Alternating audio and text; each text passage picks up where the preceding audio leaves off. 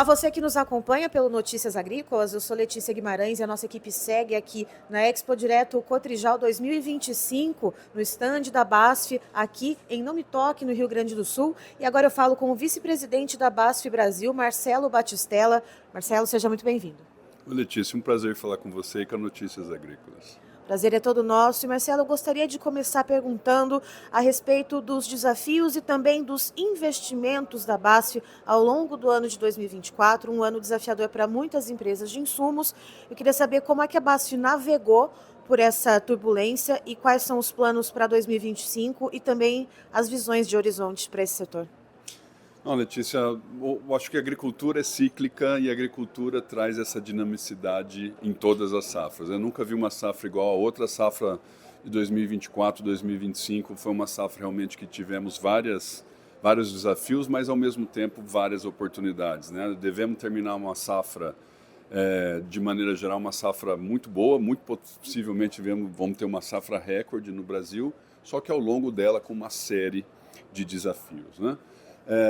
Acho que nós estávamos muito bem preparados para passar pela safra da forma como ela foi, por diferentes fatores. Primeiro deles, que a gente, estando próximo do cliente, próximo do parceiro, próximo do mercado, a gente estava muito consciente e realista de como a gente ia enfrentar o ano.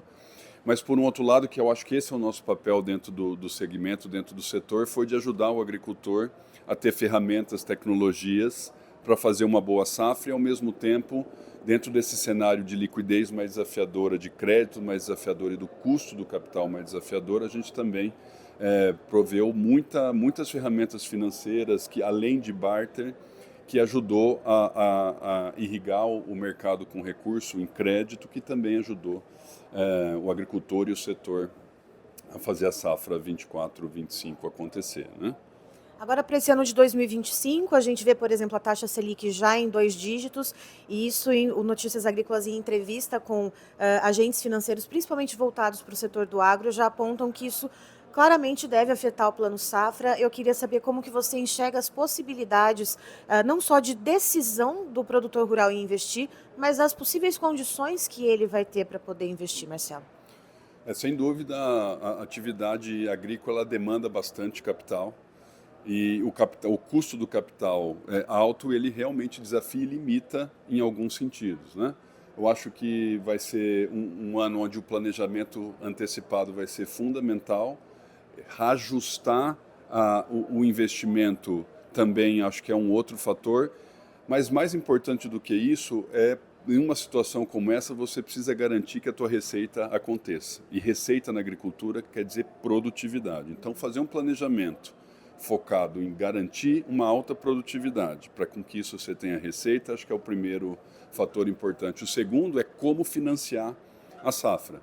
E num ano que, além de você ter o custo do capital e uma limitação de crédito, que muito provavelmente a gente vai continuar navegando nela, e de alta volatilidade, seja de câmbio, seja do preço da commodity, você fazer ou usar mão de modelos de negócio e de ferramentas que, primeiro, te dá acesso a crédito, segundo, ajuda você a fugir dessa volatilidade e consegue travar o seu custo de produção, é fundamental. E aí o barter, eu tenho certeza, ou a troca, commodities por insumos, vai ser um dos caminhos, e outro caminho são ferramentas financeiras que vão ajudar a financiar a próxima safra, né?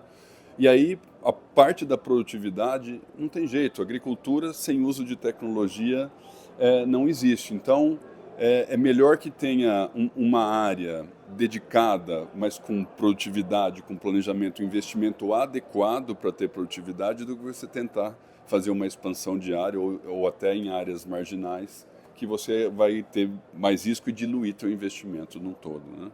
Era nesse ponto que eu queria chegar com você, do uso das tecnologias, mas no campo, para garantir a produtividade, para mais do que os investimentos ou questões financeiras.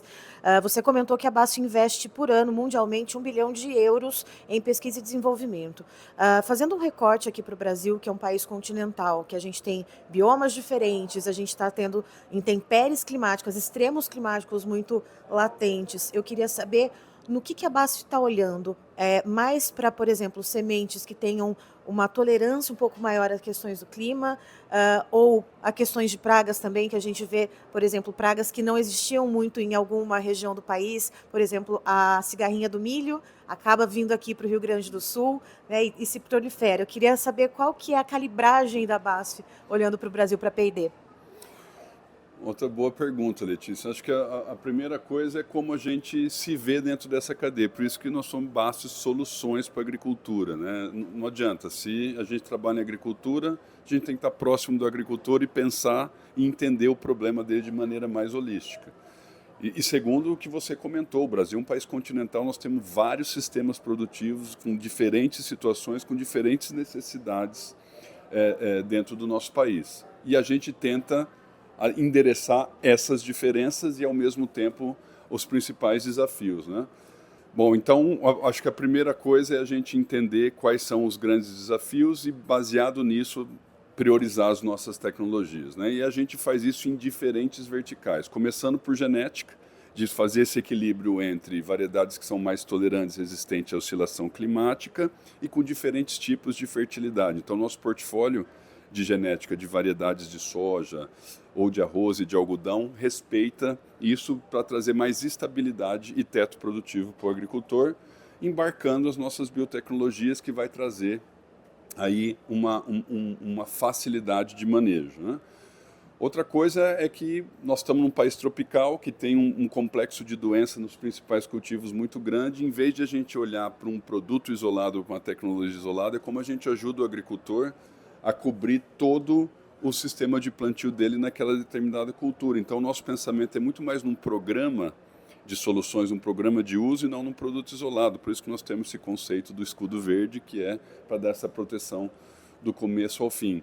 E nós temos aí uma variedade de novas pragas, porque nós intensificamos a produção, estamos com 2,2 safras por ano e vamos seguramente chegar em 5 safras em 2 anos, e isso, nessa intensificação também, a gente tem novos desafios pela frente. Você comentou, por exemplo, da cigarrinha, e esse foi um dos grandes motivos de a gente fazer um grande lançamento esse ano de uma tecnologia que vai ajudar o agricultor a manejar essa praga, chama Eficom.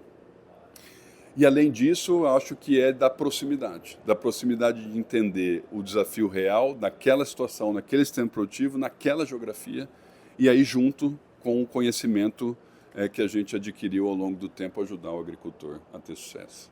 Aí, então, Marcelo Batistella, vice-presidente da BASF Brasil, nos trazendo informações sobre modelos de negócio, eficiência no campo e também tecnologia. Eu encerro por aqui, mas já já você acompanha mais informações, porque o Notícias Agrícolas é informação agro-relevante e conectada.